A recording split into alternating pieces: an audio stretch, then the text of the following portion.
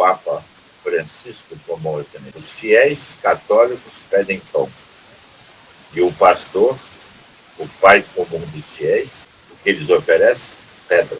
Sou eu para julgar os católicos fiéis à tradição 2 vezes milenar? O mesmo pontífice que se eximiu de julgar o comportamento de pessoas que violam a lei de Deus, esse mesmo pontífice não se dispensou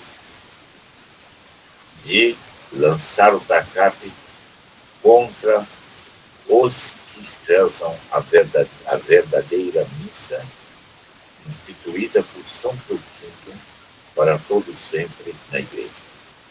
Como explicar essa contradição?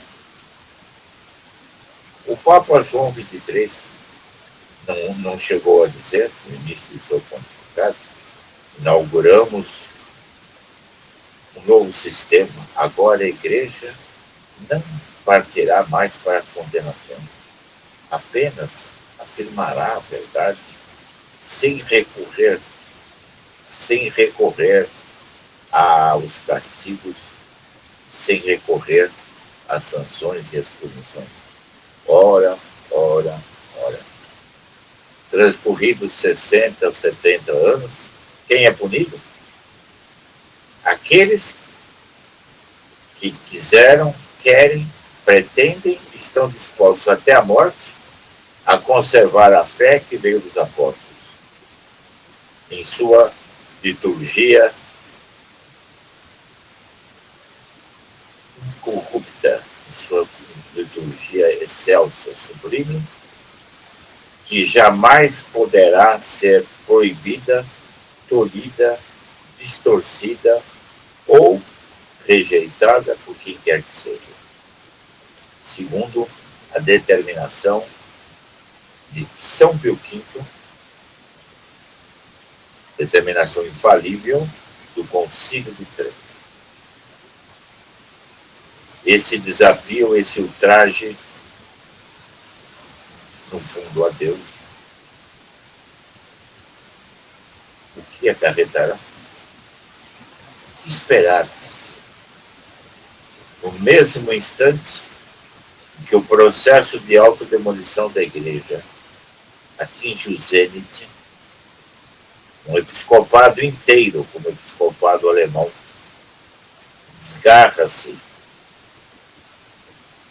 em termos práticos, na realidade concreta, da orientação católica verdadeira e institui, na prática, uma igreja que vai além do que pretendia o infame Lutero, nesse mesmo instante em que as pastorais, ditas pastorais católicas, no mundo inteiro, abrem os braços de modo mais ou menos furtivo ou clandestino e outros de modo muito mais aberto e saliente aos manejos de adúlteros, homossexuais, praticantes e outras formas de violação e a outras formas de violação da lei de Deus. Todo naipe, todo gênero, em todas as escalas, em todos os patamares possíveis e imagináveis. Nesse mesmo instante, o grádio papal não se ergue para defender o fugido dos católicos que se mantêm fiéis, mas, ao contrário, desencadeia uma perseguição aberta, uma neo-inquisição, agora com sinais trocados, porque a Inquisição não se volta contra os inimigos da Igreja, mas contra os que são mais fiéis à Igreja. Desencadeia, portanto, essa neo-inquisição contra os que dizem não posso, não nos curvaremos diante das injunções do que é anticatólico.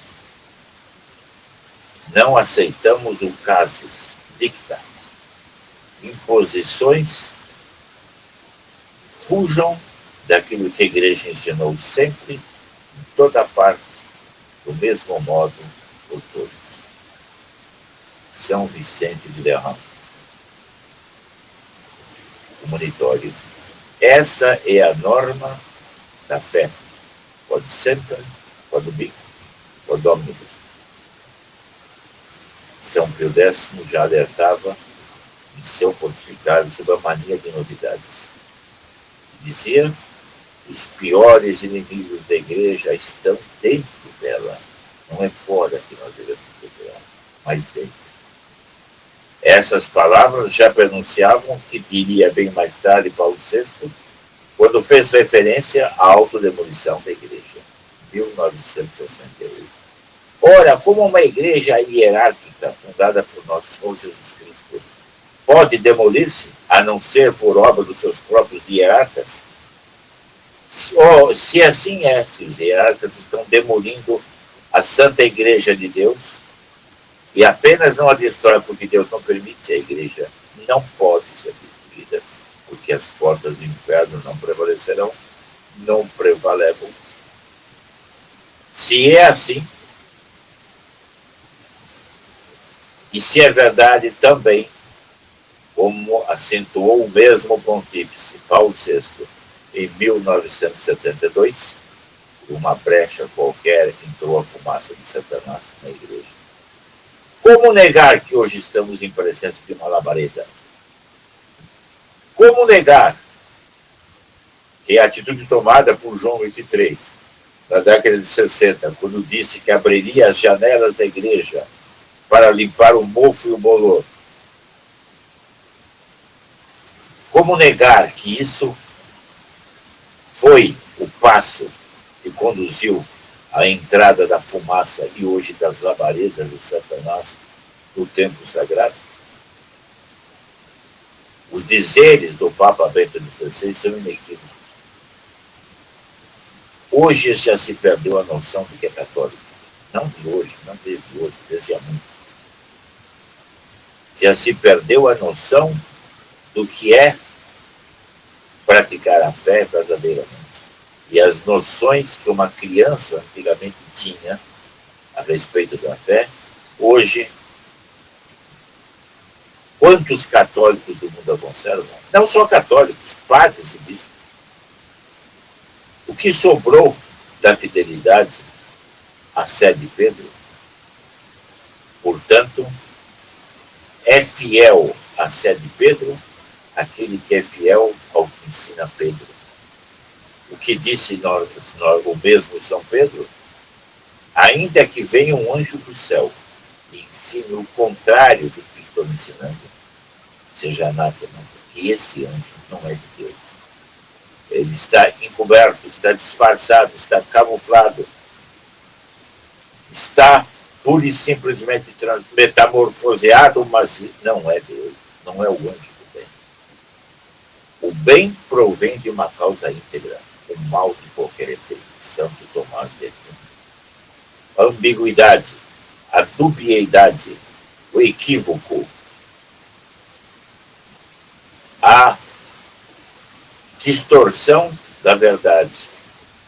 Tudo isso não é a obra de Deus. Nosso Senhor disse: eu sou o caminho, a verdade e a vida. Nenhum jota será tirado da lei. Passará o céu e a terra, mas as palavras, minhas palavras, não passarão. Quem não está comigo, está contra mim.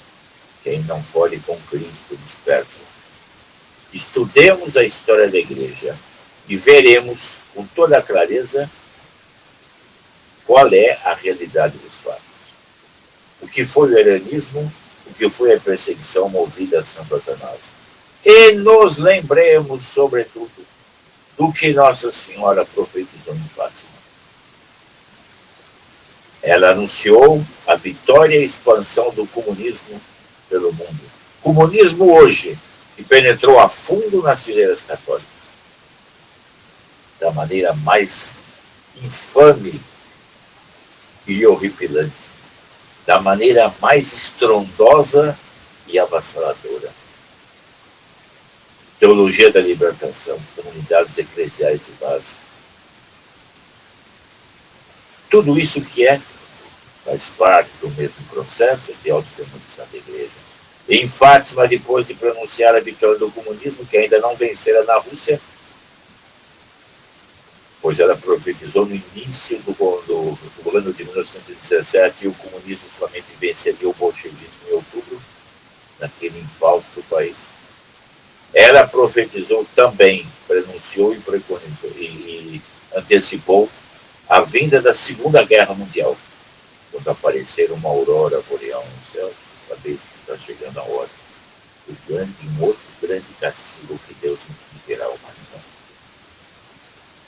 Mas, e de fato ocorreu, sanguinolenta, ou terrível Segunda Guerra Mundial, uma onda de morticínio planeta.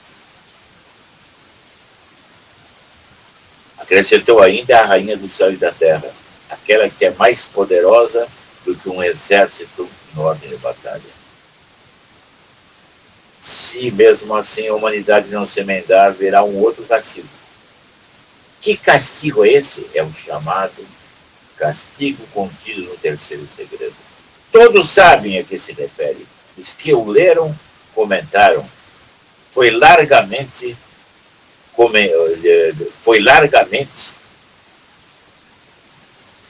tratado isso pelos especialistas, pelos exegetas, pelos comentadores, pelos historiadores, pelos teólogos.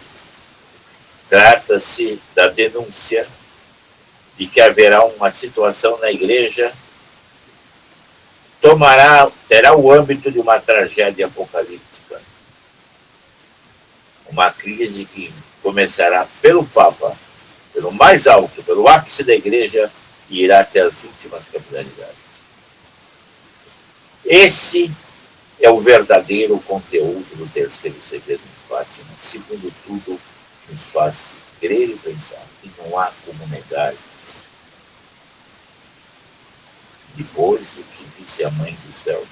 O que disse a Onipotência Suplicante? O que disse a Medianeira Universal de todas as graças? O que disse a Corredentora do gênero humano? Por fim, no Imaculado Coração triunfará. É nessa certeza, é nessa disposição de alma, é nesse afã de lutar e de confiar, de rezar e de nos indignar diante do que vemos. É nesse contexto de luta, luta e oração, nesse contexto de certeza da vitória da Mãe de Deus, porque ela não pode mentir, que nós empunhamos o gládio da perseverança contra toda esperança. Sim, porque Nossa Senhora, ao fazer essa previsão, ao mesmo tempo, nos deu o alento, a força e a coragem, e a convicção de que ela não abandonará os seus filhos no auge da vida. E é nesse auge que nos vemos hoje. Quando pedimos pão ao Pai, e o Pai nos oferece pedras.